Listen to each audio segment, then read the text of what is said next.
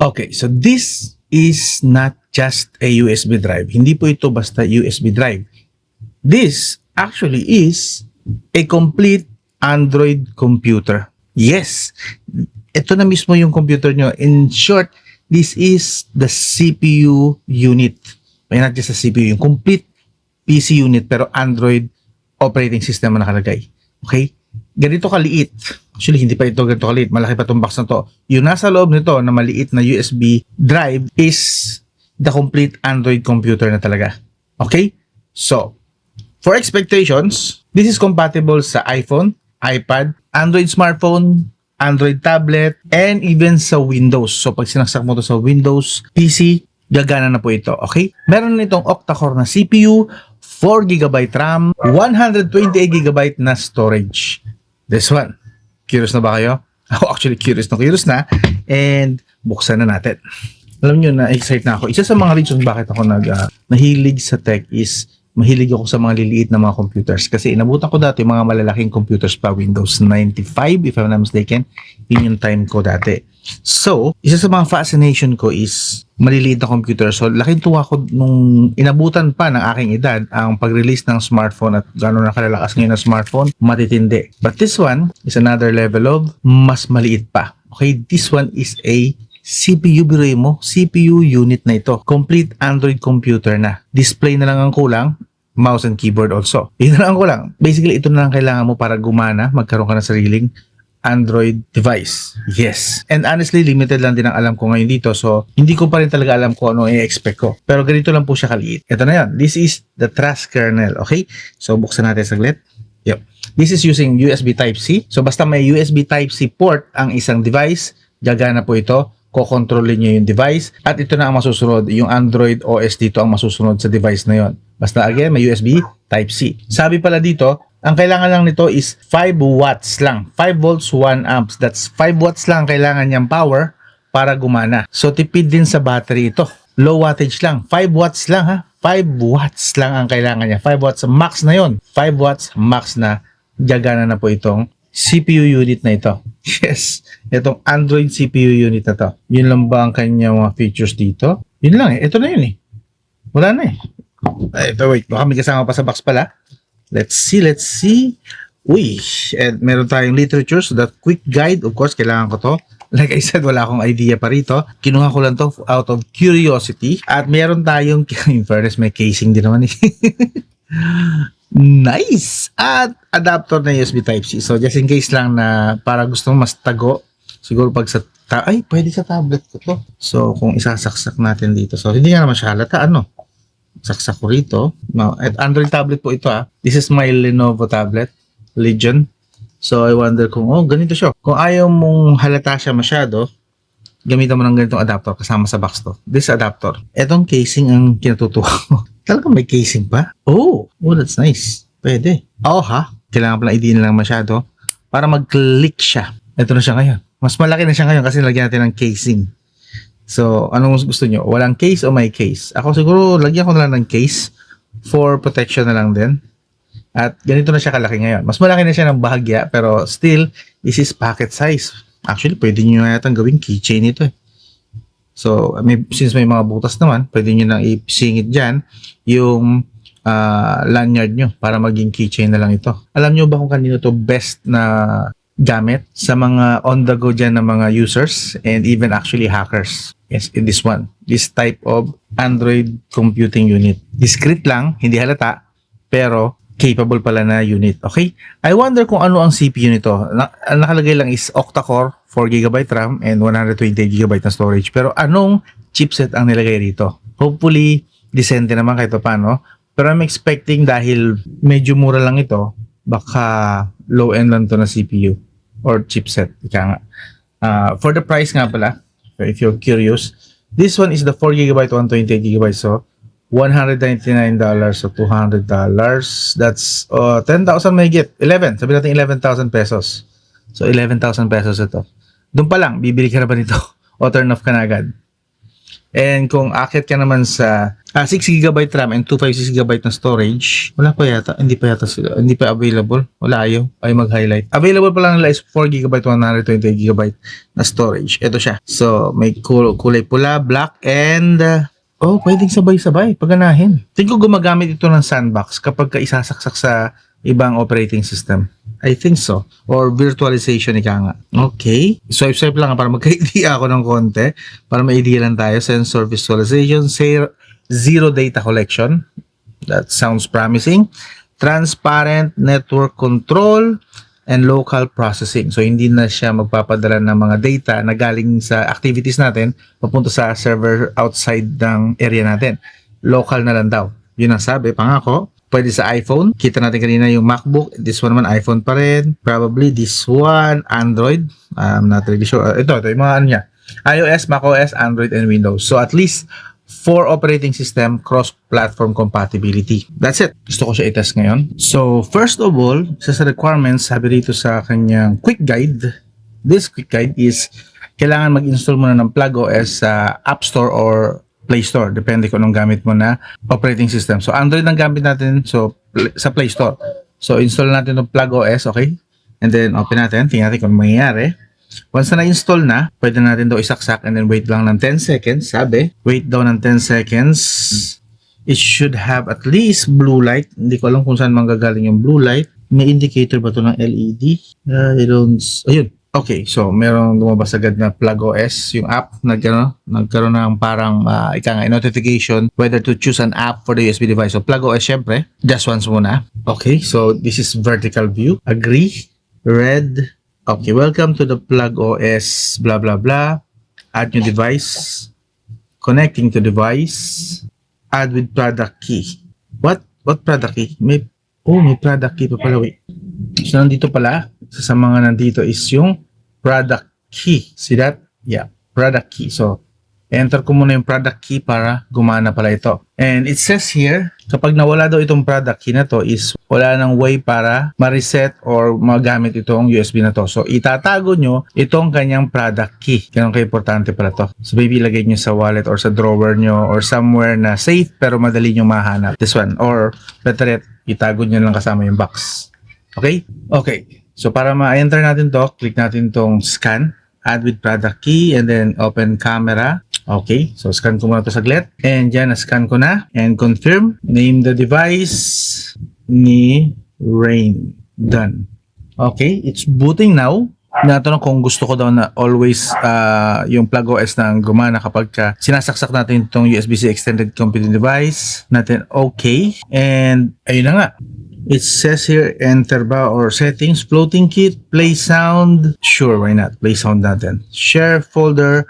I believe ito yung kung gusto mo ba na yung folder nito, yung folder sa mismong Android device mo is mabasa rin, magkabasahan ba? Mag-share sila ng folder. So for now, I'm gonna say yes. Of course, use this folder. Can't use this folder. So kailangan kong gumamit para ng ibang folder. How about dito na lang sa downloads na folder. Create PlugOS. OS shared queue. Okay. Para pala tandaan ko lang. And then use this folder. Okay. So at least meron tayong connection sa dalawa. Kung gusto ko na yung files ko rito sa Android device ko is i-share ko dito sa PlugOS, pwede. And vice versa, I believe. Pwede. Yung files naman nito na dinownload ko from here, pwede ko ilipat sa Android device na folder doon sa ginawa ko kanina. Okay? So, enter na natin siguro. Wala na ba? Okay, permissions. Ano bang sakop ng permissions na to? What permissions? Vertical muna natin. Microphone. Wag na location. Battery. Wag na rin yan. Okay. Ito na siguro dalawa kailangan ko. And then, app language would be English. Clipboard settings, okay. Discover. Okay, meron tayong mga at least quick start guide. So pero sa kanan yan, gusto ko muna siya makita. Balik tayo sa home. Enter. Let's see what's gonna happen. Okay, nakatabaliktad ako. Ano ba to? Next. Pattern. Okay. Madali na tong pattern. Tuwang ko muna. Okay, some privacy policy and user agreement. Check natin. Ito yung pinangako niya, no data collection kasi local lang daw lahat. Within here lang ang processing since may sarili siyang processing power. Yun ang sabi. Full disk encryption for safety.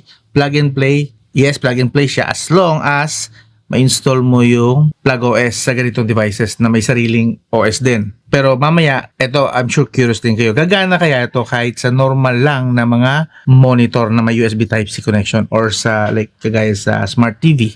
Pwede kaya sa ganon. Or better yet, yung wala talagang OS. Gagana kaya ito mamaya. Mamaya tetest natin yan. I'm sure curious din kayo. Ako curious ako para in case na gusto ko lang na gamitin yung computing device niya nang hindi kailangan ng Android or iPhone. What if monitor lang? Tapos, saksak ko na to. Pwede ba siya maging computer? Curious din kayo, di ba? Mamaya yun. Wait. Plug and play built-in Plug OS. Works on iOS, Android, and Windows. Agree. Okay. Oh, ito ang itsura niya. Wait. Pwede bang nakaganon? Tayo. Wait ha. Baka pwede ko siyang landscape. Pwede ba landscape to? Auto-rotate. Auto-rotate on. Ayun! Ito na nga. So, pwede na natin siyang gamitin. So, currently, hindi pa naman natin siya kailangan talaga na kabitan ng keyboard at saka mouse since mukhang gumagana naman yung touch natin. MIDI via USB turned on. Okay. Copy that. Wala na. So, ito siya. Okay. Gumagawa na siya ngayon ng sarili niya Android. Now, I wonder kung paano ito mamaya i-exit, no? Meron din siya sariling Play Store. Okay, mind you, Plug OS na mga apps. Okay, see your keyboard, blah blah blah. May gallery rin tayo. Of course, wala pang laman ito. Done. Allow all. Okay, looks good. Okay, hindi gumagana. Ito pala. Meron pala tayo dito navigation panel sa gilid. Andito yung navigation panel sa gilid. Camera. So, nagagamit niya rin yung camera ko. Next. While using app. Mukhang hindi. Why? For some reason, hindi niya nagagamit ang camera ko. So, maybe kailangan pa i-set up yan. Back. Oh, okay. Yun yung exit. Pero hindi ko kailangan mag-exit. Wait. Open. Plug OS. Enter. So, once na nakakonect na pala, is mabilis na siya bumalik. Kasi kailangan hassle nun, no? Not connected. Okay, so may problem tayo, I think. Fails to start or starts abnormally. Download and install the desktop Plug OS. No, not.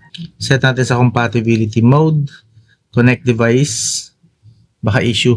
Yeah, I think may issue. So, kailangan makita natin yung mga problem bago in case na makumbinsi kayong bumili. At least nakikita nyo na ngayon yung mga possible issues.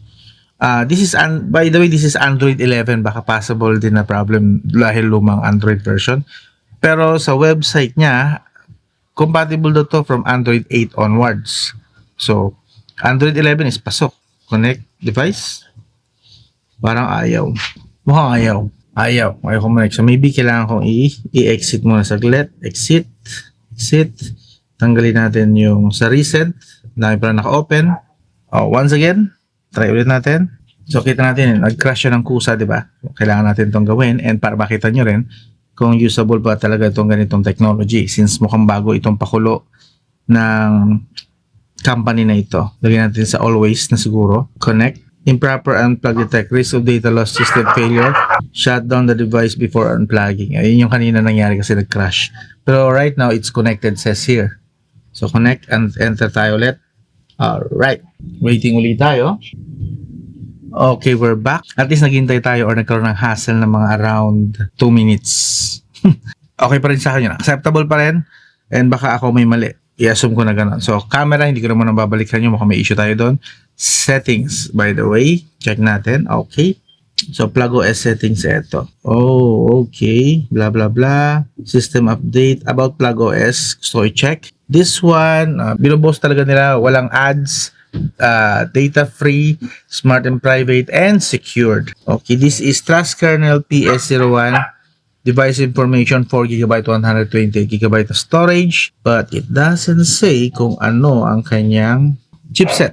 I'm still curious kung ano yung chipset niya. So yun, I finally found the specifications na hinahanap ko. This one runs by MediaTek Helio G80 lang. So this one is definitely mahinang chipset. Okay? Given, disappointed na kayo, given na 11,000 pesos yung converted price niya. Okay? And ako din, medyo slightly disappointed din. Pero I have use cases naman. Mukhang mapapakinabangan ko to. I have plans kung saan ko gagamitin ito. Hopefully, masulit ko ito. Pero, for now, yun yung I'm sure na gusto nyo malaman. MediaTek Helio G80 ito. Okay? Based on Android 14, that's good enough. Type-C siya, up to 480 Mbps.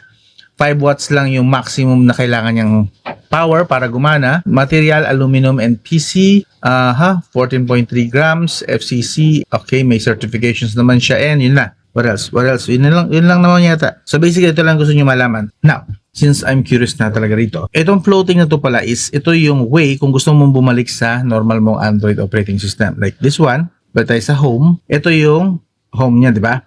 Kung gusto mong mag-exit, pumunta na sa normal mo na Android, like yung kanina na Lenovo Legion Android, ipapower mo lang, shutdown, and babalik na tayo sa, supposedly, babalik na sa Android, okay? Ayun, kita nyo yung lumabas na yung ano. So, labas na tayo, then back to normal na. Magagamit na natin ang computer natin, PC, smartphone, Android, or iOS, or iPhone, okay? So, hugutin mo na agad pagka nag-shutdown na. Sabi sa quick guide niya, wag na wag mong huhugutin to hanggat hindi mo sina-shutdown yung app. It has to be shut down first. Okay? Now, balik natin ulit. Click natin yung plug OS. Not connected. Wait natin na pumasok sa connected. And connected na. Nag-green na. Enter yung pattern. Loading lang muna. And we're in. Again, back tayo sa kanyang what do you call this? Landscape mode. Para makita natin na mas maayos. Play Store. I wonder kung pwede itong magsa-sign in pa pala muna ako. So, magsa-sign in muna ako ng dami account ko rito. Setup ko muna saglit yung kanyang Play Store. Wait lang. Okay, so pasok na tayo sa Google Play Store. Try natin mag-install ng mga random apps about isang game. Try natin. Okay. Gusto ko lang muna itong i-test para malaman ko kung okay ba siya. Like, maybe for light use lang pero very useful use. Ngayon, ang ipapakita ko lang sa inyo yung performance niya lang muna. Okay? How about light game like Mobile Legend? Again, hindi ko to lalagyan ng heavy game kasi obviously this is MediaTek Helio G80, hindi to pang heavy game. Ito ay for for educational purposes lang na test. Okay siya, nakakapag-install tayo. Nagagamit niya ang Wi-Fi. Kung mapapansin nyo, gamit ko dito is Wi-Fi since wala namang SIM card itong Lenovo Legion na to na Y700 tablet. So, instead of Wi-Fi ang pinapakita niya is naka 3G tayo. Pero wala pong SIM card ito ha. So, parang yun yung lumalabas na yan na yung kanyang internet access. Pero ang totoo, we are using Wi-Fi. Okay? Dun sa mismong OS na Android 11. So, in a way, parang nakabuti rin kasi Android 11 lang tong Lenovo na to. And ngayon, sinaksakan ko siya ng BlagOS, naging Android 14 na siya. Pero yun nga lang, syempre, mas mahina na yung chipset kasi Qualcomm Snapdragon 870 talaga chipset na to ng tablet. Kaso ang ginagamit natin na chipset is yung MediaTek Helio G80 na to. But anyway, that's there. Try ko nga kung kaya niya mag-run. Again, ang gumagana ngayon dito is not the Qualcomm 870. Ang gumagana ngayon dito is this Helio G80. So, yeah. Could this be may floating. Papansin nyo itong floating na to. Again, pag kinlik natin ilalabas yan kung ano yung pinaka-purpose. Dito yung shutdown. Kung gusto mo na mag-quit dito sa Plug OS na app na to. Mute, back host. Yeah. Back host is for a different story yan. Back home and reset. Okay? Bit natin. In fairness, pwede ko siyang ilipat-lipat kung saan ko gusto. Itong floating na to. So, dyan mo naman sa gitna, sa taas, para hindi istorbo. Jump na lang dun sa mismong game. Okay. Curious ako sa kanyang settings, pwede hanggang medium high lang, okay? High frame rate hanggang high lang din. So, mababa lang yung kanyang graphic settings at FPS settings using this device, itong device na to. So, again, don't expect much kasi Helio G80 pa. So, I hope someday, maybe next year or sa mga susunod na taon, upgrade naman nila sa medyo mataas-taas. At least kahit high mid-range lang na chipset sana. Pero for now, ito yung kaya niyang i-run. Natutuwa ako na kaya niya i-maximize din yung speaker. So, connected talaga. So, halos lahat ng hardware nito, kayang gamitin ito na parang kanya rin itong hardware dito. Yung volume, yung display, and sa touch, wala rin issue. Wala akong nakikitang issue sa touch. And so far, naka-low graphics tayo. As you can see, medium na yung pinakamataas, diba? Medium and high, if I'm not mistaken. Tama, high pala, high. To be specific, high settings lang kaya dito sa Mobile Legends. So, talagang don't expect much sa device na to. Ika nga. Your team destroyed the turret. May mga nakikita tayong random frame drops. Hindi ganun kataas yung settings pero meron pa rin tayong random frame drops. Just so we're clear, ha? You destroyed the turret. So this is not for gaming, obviously, pero again, for educational purposes, tinest lang natin dito sa ganitong settings or sa ganitong games para makita nyo kung ano mga kaya niya. Para may idea lang kayo, base idea, how this runs, how this works, basically, kamusta naman, acceptable ba sa inyo o hindi. Yan. Kung worth it ba sa price, okay? I'm not sure kung meron bang ibang brand na merong ganitong similar technology, pero yun nga, nakakatuwa kung meron para sana plug and play. I believe meron palang similar technology na ganito, pero yun yung Android box, Android TV box. Parang ito yung pala yung pinakamagandang comparison dito. This is like a mini, tiny Android TV box. Parang ganun yun. The difference lang is yung Android TV box ay limited lang yung mga apps ang pwede mo install. Here, full Android experience. Minus the performance lang talaga. So back na tayo. Home na natin. Home. Pag home dito yan. Okay, sa mismong Plug OS. Pero what if ayaw mo siyang i-shutdown and gusto mong bumalik lang kay Lenovo dun sa mismong original na Android OS. So hanapin mo lang yung pinaka ano niya, like this one, madali lang hanapin kasi swipe ko lang dito, lalabas yung sa talagang kay Lenovo Legion na function. So yan ko to, yun lang siya. So ito na yung normal ko na Lenovo na operating system. Kung gusto kong bumalik doon anytime, tap ko lang to and I'm back. Ganun lang kadali. You don't have to always shut down the Plug OS app para lang makauwi or makabalik dun sa original na operating system. Again, tap your home button, yung normal na home button, pupunta ka sa normal mo na home button, yung original talaga na Android OS ng tablet mo or smartphone man yan. Again, yes, remind ko lang kayo, pwede rin po ito sa mga smartphone, okay? Pwede sa iPhone din, pwede rin sa MacBook, pwede rin sa Windows PC or laptop. Okay? Actually, gusto ko na siya ngayon i-test para sa Windows PC. Kamusta, no? But anyway, as you can see, pwede. Then, balik na tayo. Again, bago hugutin, kailangan i-shutdown siya ng normal. So, power, shutdown. Okay? Shutting down, hintayin natin. Malabo lang pero may nakasulat no? Shutting down. And we're up, we're down. Okay? So, pwede ko na siyang hugutin. Okay. So, okay na tayo sa Android devices. Lipat na tayo ngayon sa PC. Okay, sasaksak naman natin sa PC. Alright. Let's see what's gonna happen. Okay, so ngayon naka-connect na. Ito na po siya ngayon. Wait, let me show you. Wala pala rito. Pero it says here, open eject. I'm not sure kung if I click here, tadi-detect siya rito. Pero here, wala. Okay, so ibig sabihin hindi siya inaano. Secure talaga siya. Hindi siya basta-basta pag sinaksak sa PC is malalaman yung makikita yung kanyang storage. So that looks good. Pero of course, meron to mga bypass na pwedeng gawin ng mga advanced user dyan. But for normal users, wala. Hindi nyo ma-access yung storage no mismong Plugmate na device. By the way, yung totoong pangalan niya pala is Trust Kernel Plugmate. Okay, this is Plugmate. Okay, anyway, continue tayo. Okay, now, kailangan natin mag-download naman for Windows support. So, punta lang kayo dito sa plugos.net, itong website na to, and then go here sa download para makarating kayo rito. So, pili kayo kung saan nyo siya sasaksak. So, currently, we are at Windows. So, download natin yung for Windows. Compatible ito from Windows 8 onwards. Okay? Windows, Linux, Android, Mac OS, iOS, and iPadOS. Okay. So, now na na-download na natin, here, pwede na nating i-install. Okay, install lang natin saglit. Accept. And next. Create shortcut tayo. Create shortcut tayo para kita na agad natin dito sa desktop natin kung okay na installed na. Properly installed na ba. Launch Plug OS. Hopefully ma-detect niya automatically. Ayun, na-detect naman niya. But it's in Chinese. Why is it this? Okay, can I switch this to English? Good. Okay, meron naman pala siya doon. Okay. So yun, back tayo. Add device. Kailangan ulit ng product. Pag bagong device, new device, kailangan yung product key lagi. So i-enter ko muna yung product key. Mabilis lang. Okay, so ito na, na-detect na natin. Or I mean, nalagyan ko na ng key. So finish. Lagyan natin ng pansamantalang, tawag dito? Lock screen. Okay, so ito yun.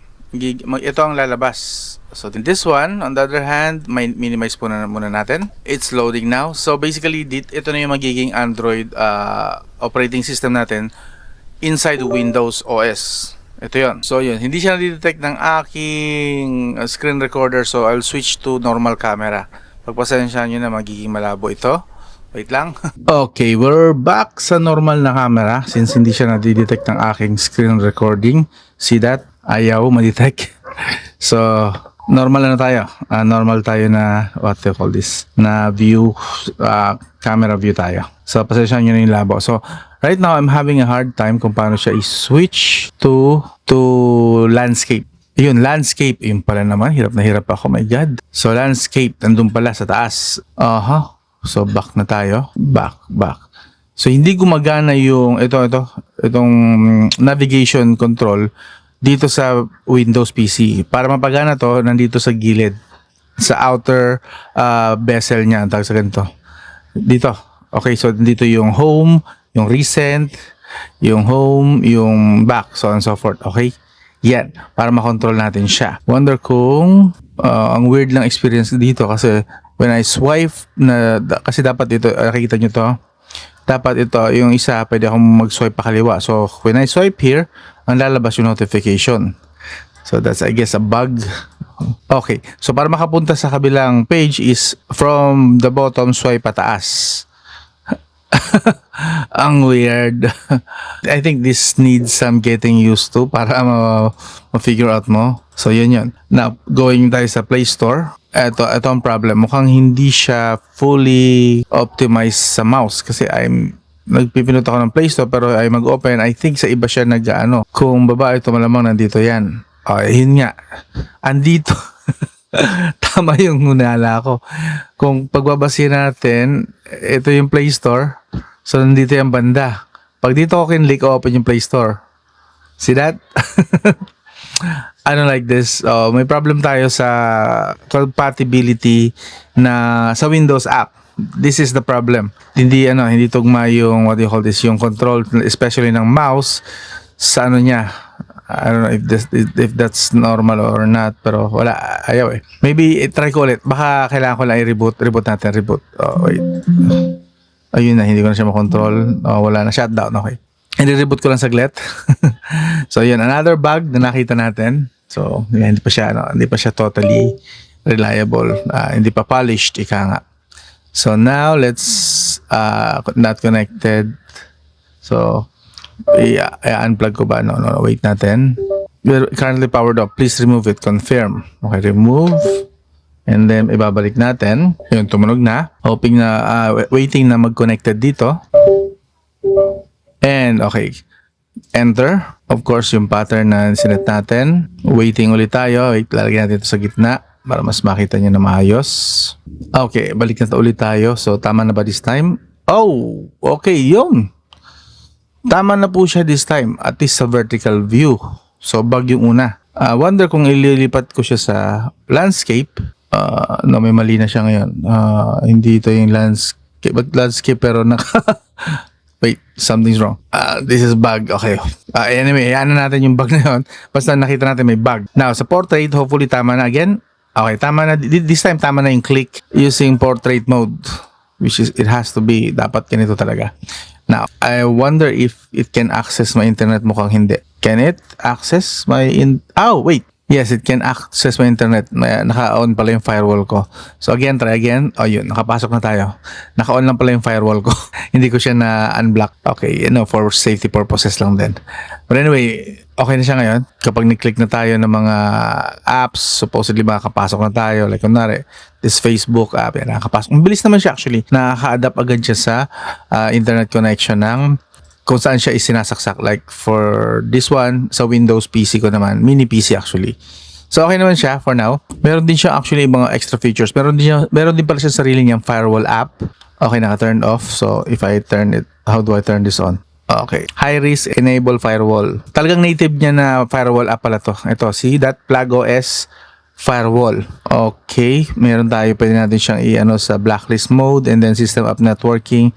Okay, good. I understand that. Sounds cool. Okay. Pero still, okay, gumagana na rin pala ngayon itong, on-screen na Gumagana na. Kanina hindi, di ba? Ito, hindi natin magamit ito. Kailangan kong dito pumindot. Pero right now, gumagana na rin yung on-screen na navigation buttons.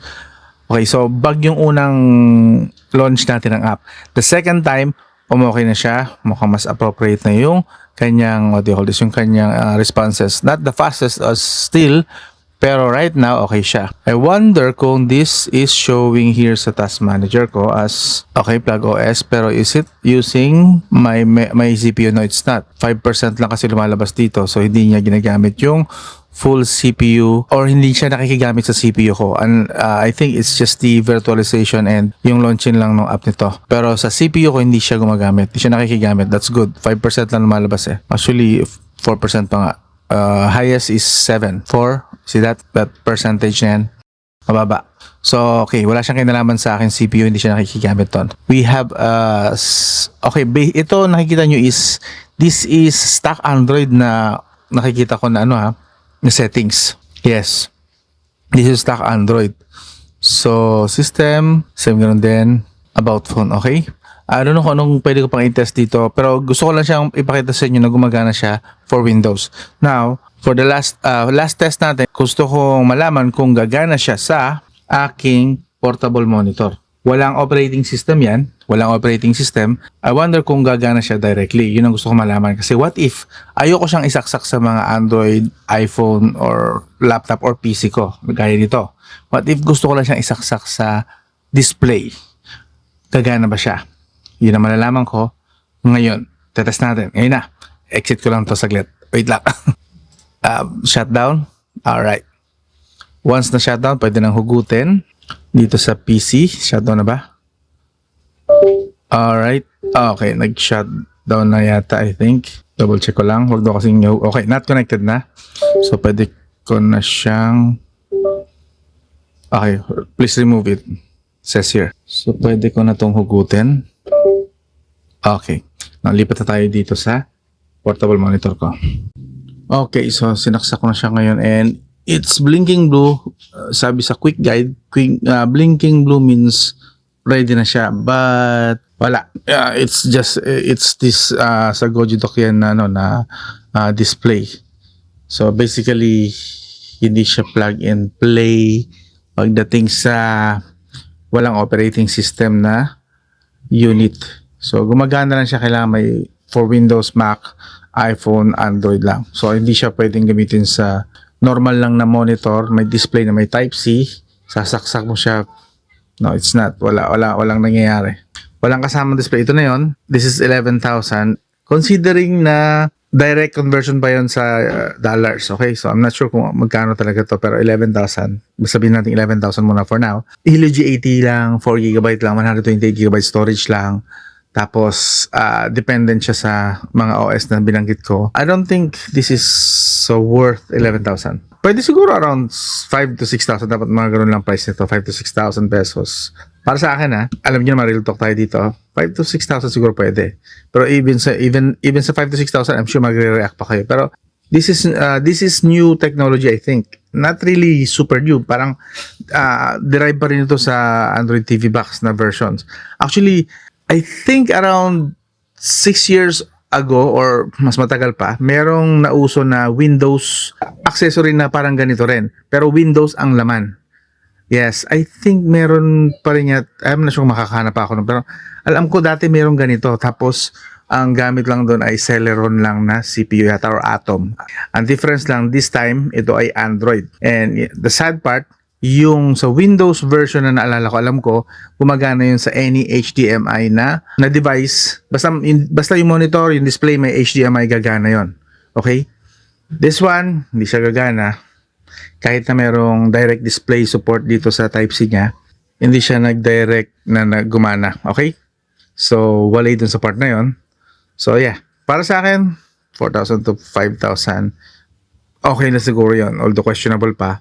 Yun lang. Para kanino to? I think para to sa mga taong naiintindihan ang pinaka-purpose nito or paggagamitan nito. Meron kang thumb drive na ganito na pwede mong isaksak sa kahit anong devices basta merong Android operating system, iPhone man yan, Mac OS man yan, or Windows, even for laptops, MacBook, and Windows laptop. So, pwede to sa mga ganon. And meron kayong specific na paggagamitan. Pero kung wala naman, out of curiosity lang, kagaya ko, hindi ako, actually ako may paggagamitan talaga nito. For mga side works ko, ika nga. Pero, kung if ever man na wala akong ganong purpose, I don't have any reason din para bilhin to. But if you have something in mind na paggagamitan nyo ng ganitong device, well, iwan ko ang link sa video description. Okay? If ever available sa Shopee and Lazada, try kong ilagay dito sa floating tag na to. Okay? Touch nyo yung screen para lumabas kung may floating tag dito. Pag wala, iwan ko na lang sa video description yung official link nito or pin ko sa comments. Yun lang. Again, this is the Trust Kernel Plugmate OS. Bibilin mo ba ito, boss? Ikaw, boss. Sagutin mo nga. Sagutin mo! This is Rain Mangyara. I'll talk to you again soon. I'm out. Whoop!